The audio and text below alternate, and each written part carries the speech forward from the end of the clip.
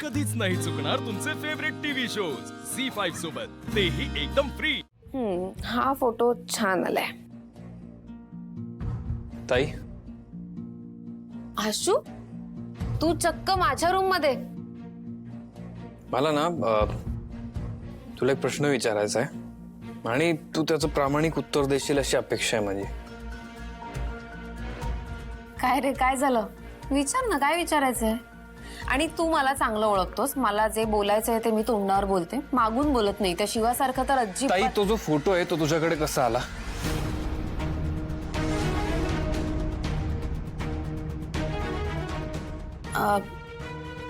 कुठून आला म्हणजे ते महत्वाचं आहे का? हो, महत्वाचं आहे माझ्यासाठी। मला जाणून घेणं हे महत्वाचं आहे की तो फोटो कुठून आला। कारण काय आहे, मी बी शिवा जरी चुकली असली तरी I want to make sure की कोणावरही खोटे आरोप होत नाहीत। आणि ही भाऊंची शिकवण आहे, सो मला जाणून घ्यायचंय। बापरे, मला वाटलं नव्हतं आशू एवढ्या लवकर या गोष्टीवर येईल।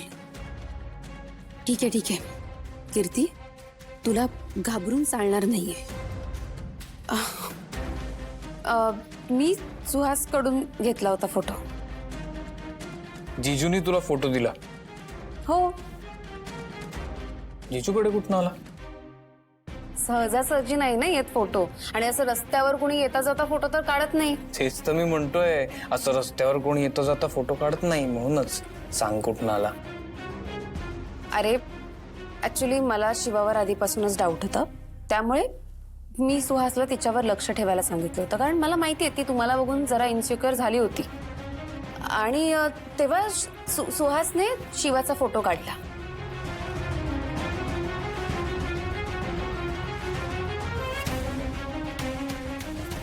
आता फक्त आशूला हे पटलं पाहिजे।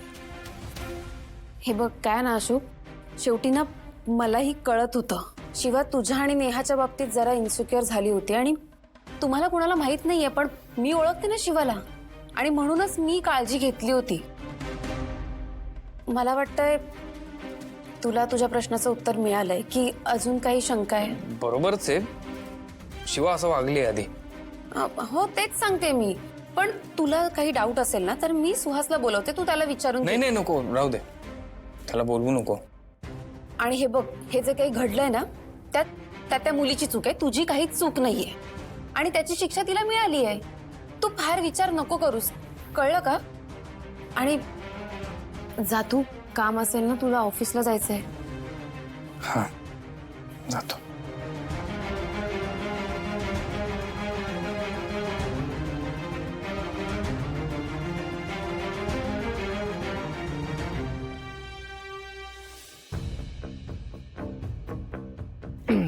घरी सगळं ठीक आहे ना? मला ना घरी थांबावंसच नाही वाटत रे। संपदा, अगं असं करून कसं चालेल? रॉकी, शिवा गेल्यापासून घर एकदम खायला उठतं, पूर्ण एकदम सगळं वातावरण डलडल व्हायला लागलंय। कोणी कोणाशी नीट बोलतच नाही, सतत वावरताना जेवताना मला एवढी आठवण येते ना तिची।